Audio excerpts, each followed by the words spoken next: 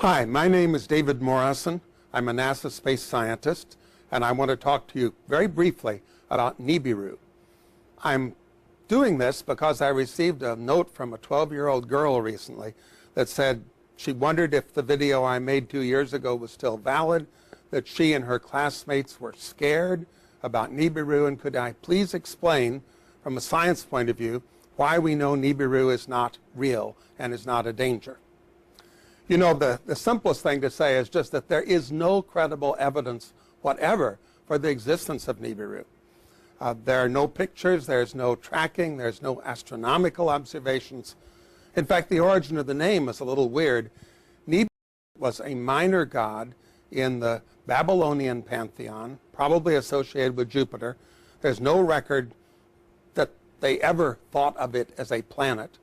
Sometimes we talk about planet X, but that's a strange term too, because astronomers say planet X for an object that has not been found, a possible object, like Pluto.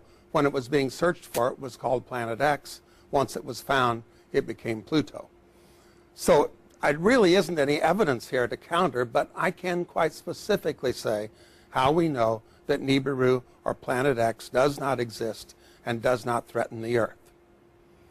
First, if there were a planet headed into the inner solar system that was going to come close to the Earth in December of 2012, it would already be inside the orbit of Mars. It would be bright. It would be easily visible to the naked eye. If it were up there, you could see it. All of us could see it. And the crazy thing is people who say they are observing it but never tell us where to look so we can verify. Well, it doesn't take an astronomer to say that there's no bright object up there that's appeared in the night sky and is headed for Earth. Second, if NIBIRU were real and it were a planet with a substantial mass, then it would already be perturbing the orbits of Mars and the Earth. We would see changes in those orbits due to this rogue object coming into the inner solar system. Astronomers measure the orbit of Earth and Mars precisely and frequently, and there has been no change whatever. Third, and perhaps most telling, if this object had come through the solar system in the past, and you remember the idea is it's on an orbit of 3,600 years.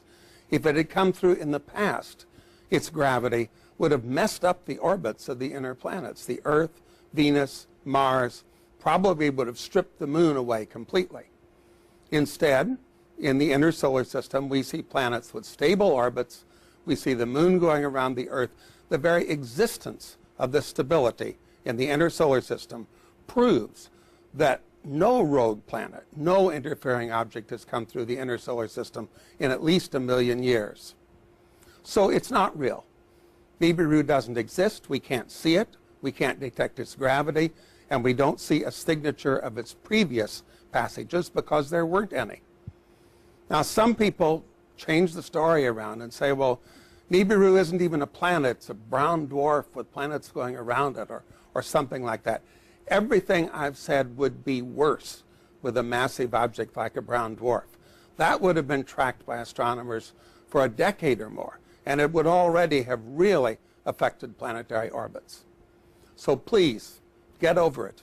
NIBIRU isn't real. Planet X isn't real. We don't have to worry about this hoax.